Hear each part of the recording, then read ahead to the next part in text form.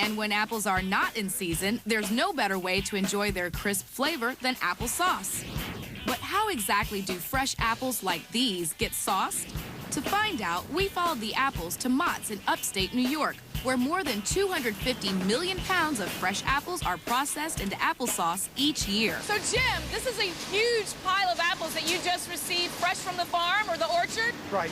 Okay, and what kind of apples are these? Because right in the forefront, I see some red and green, but in the back, there's some yellow apples. Today we're running Rome, some Crispin, some Ida Red, and some golden apples. So we always run at least 3 or 4 different kinds.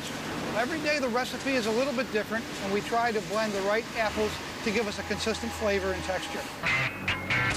Up to 3 million pounds of apples arrive here every day. And the only way to handle that many apples is with automation. After the apples are washed, they're sent into a machine that's able to core and peel up to 8,000 apples per hour. It's cored from the top, and then it's spun against a rotating knife. See that? This is going so fast, you almost can't even see them being peeled.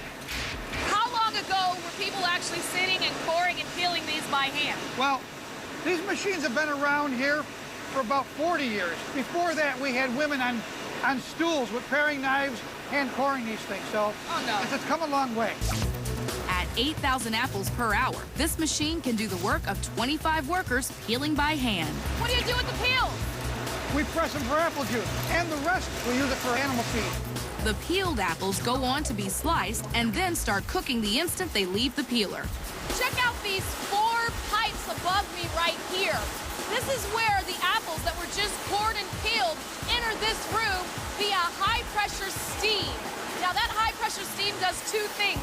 It cooks the apples, and it also propels them along the pipe. Along the way, the apples are forced through a finisher to break them apart and filter out any foreign particles. Inside these huge drums is kind of like a sieve or a screen that they're pushed through, and that's how they get the texture for applesauce. That's how we control the texture. So I see the steam is rising. It's also cooking in here as well? That's right.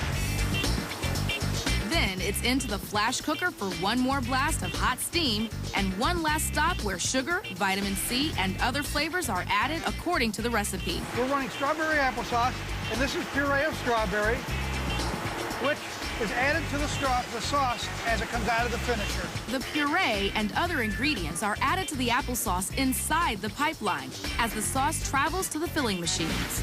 A corkscrew-shaped mixer called an auger blends the flavors together as they're propelled through the pipe. I can't believe that you're mixing applesauce in a pipe and not a huge thing that you stir. There's no pot, there's no stirring. It's all done in the pipe. The finished sauces are packaged in 24-ounce jars, which hold the equivalent of about 5 apples, or in single-serving containers, which hold about 1 apple in every cup. Okay, so this is the strawberry applesauce straight off the line. Yes. All right. Random samples are tested for sugar content and vitamin C. Look at the product. Excellent source of vitamin C, and this is what she's testing for to make sure it's truly an excellent source. Chemicals are added to juice from the sauce, and if it turns purple, the mix is just right. We have a spec that we go by, and it's perfect.